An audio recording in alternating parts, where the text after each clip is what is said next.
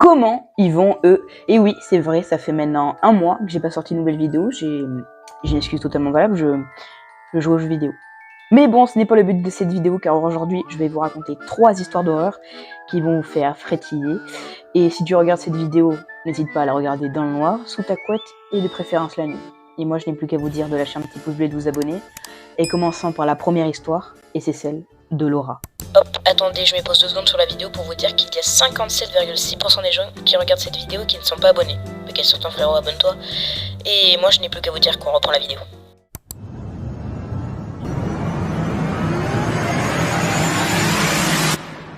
Au moment des faits, Laura nous raconte qu'elle a vraiment besoin d'argent pour payer ses études universitaires. Pour cela, elle va prendre quelques petits boulots, comme par exemple travailler comme caissière ou vendre des appartements. Mais un beau jour, alors qu'elle était chez elle, elle va recevoir un appel téléphonique. C'est le médecin du quartier qui va l'appeler pour savoir si elle pourrait garder sa maison.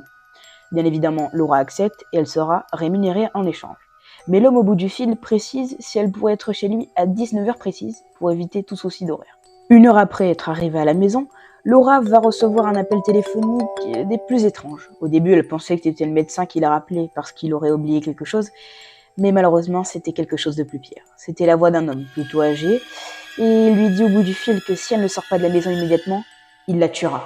Laura, effrayée, raccrochant immédiatement, prit quand même l'initiative de regarder sur l'afficheur d'où provenait le numéro. Mais étrangement, la personne qui avait téléphoné avait utilisé une ligne privée. 1 minute plus tard, le téléphone sonnait à nouveau. Malheureusement, c'était encore la voix de cet homme inconnu qui lui dit cette fois-ci d'un air plus menaçant « Si tu ne sors pas bientôt de la maison, je te tuerai ». En ligne environ 1 minute pour qu'elle puisse retracer l'appel et appeler la police.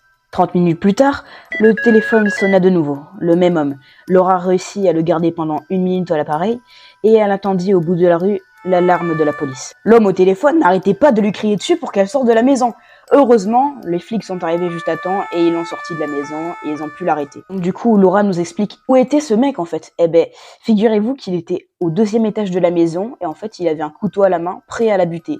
C'était le pire ennemi du médecin en fait. Il était là juste pour le buter. Mais le truc en fait, c'est que vu que Laura a gardé sa maison, ben, c'était elle qui était à la place du médecin quoi. Du coup, heureusement qu'elle appelait la téléphoniste parce que sinon, ben, c'était dead, hein, c'était game over. Hein.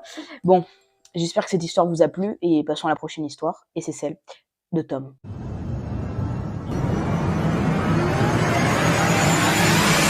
Tom nous dit qu'il est en colocation avec 2 de ses amis, Thomas et Francis, et que ça leur arrive très fréquemment de faire des teufs, et que 2 ou 3 inconnus restent dormir à la maison. Et donc du coup, un jour, alors que Tom s'absente pour aller dormir chez sa copine, il revient donc du coup le lendemain à la maison, et il constate qu'il y a un mec qui est sur le canapé et qui est en train de dormir. Jusque-là, Tom n'est pas trop effrayé, il pose ses affaires et il va dans sa chambre pour regarder son tel. Et 2 ou 3 heures après, il sort de sa chambre pour aller acheter à manger. Et il constate que le mec est toujours endormi sur le canapé. Mais il fait pas trop gaffe et il part et il va acheter quelque chose à grignoter. 1 heure après, il revient à l'appart, donc du coup il ouvre la porte, il arrive et il voit toujours ce mec. Il se dit bon, je pense que je vais le réveiller parce que là ça fait trop longtemps qu'il est à la maison. Donc du coup il secoue pour le réveiller et là en fait il voit que c'est pas un mec. Il voit qu'en fait c'est juste son ami, c'est Francis. En fait il est complètement décapité. Tom est complètement effrayé de voir son ami devant lui complètement décédé et il décide de faire la première chose qu'on aurait tous fait, il appelle la police. Donc la police arrive 10 minutes sur les lieux et il voit donc du coup le corps de son pote complètement ensanglanté. Il a reçu plusieurs coups de couteau. Apparemment il aurait été frappé sur la tête. Donc du coup ils le prennent et ils l'emmènent au laboratoire pour voir ce qui s'est passé. 1 ou 2 jours plus tard, Tom reçoit un email de la police qui leur dit que en fait son pote a été frappé, il a été séquestré apparemment. Tom est complètement sous le choc de voir ça et la police demande s'il pourrait venir au commissariat pour en parler avec lui. Donc Tom arrive au commissariat et il va voir le flic qui était venu 1 jour plus tôt et il va lui demander ce qui s'est passé en fait. Et le policier va lui dire que son ami a été drogué et qu'il a été frappé à plusieurs reprises au niveau du bassin et qu'ils ont retrouvé sur lui des traces de sang, des traces de coupures. Donc du coup, en fait, ils en ont déduit que c'était peut-être un groupe qui était venu et qui l'ont complètement arraché la vie, quoi.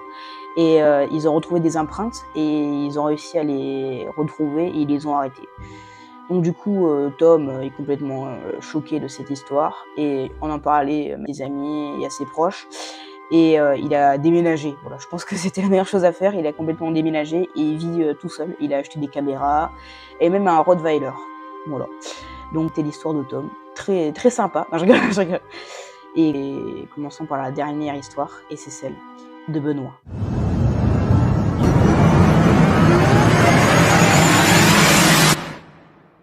Benoît nous dit qu'avec sa femme, ils viennent d'emménager dans un vieux manoir sombre. La première nuit, sa femme ne se sentait pas très rassurée, malgré tout ce que Benoît lui disait pour la rassurer. Elle n'arrivait pas à dormir. Afin de se changer les idées, elle décida d'aller dans la bibliothèque et de lire un peu.